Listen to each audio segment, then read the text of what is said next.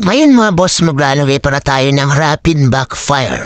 Bali, ang mga kailangan para natin dito ay itong interrupter relay na adjustable. Tapos on-off switch, kahit ano on-off switch mga boss, pwede.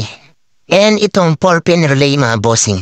Mas maganda mga bossing yung maapal yung wire ng socket niya.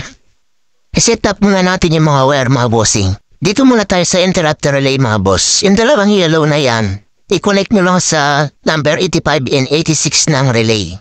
Next, yung kulay black wire na interrupter relay, i-connect nyo lang sa number 30 ng 4-pin relay mga bossing. Dugtungan nyo rin pala ng wire mga bossing. Yan yung pinaka-ground niya. I-connect nyo sa battery ground or sa negative battery. Next, itong red wire ng interrupter relay, i-connect nyo lang sa kulay red wire ng switch mga bossing. Bali, 3 wires na lang nilalagay natin sa motor mga bossing.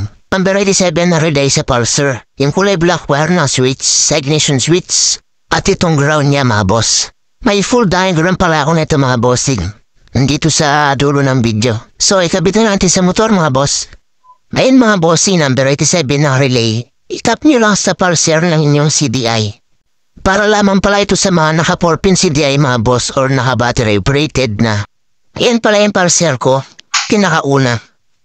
Yan, kulay blue-yellow yung kulay niya. Itap nyo lang dyan mga bossing. Ito naman kulay black wire na switch. Itap nyo na sa accessory wire na inyong mga motor mga bossing. Then itong last wire mga bossing, connect nyo lang sa body ground or sa negative battery.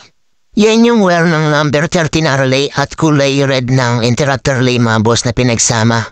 Yun lang mga bossing. Tara, i-sound check na natin.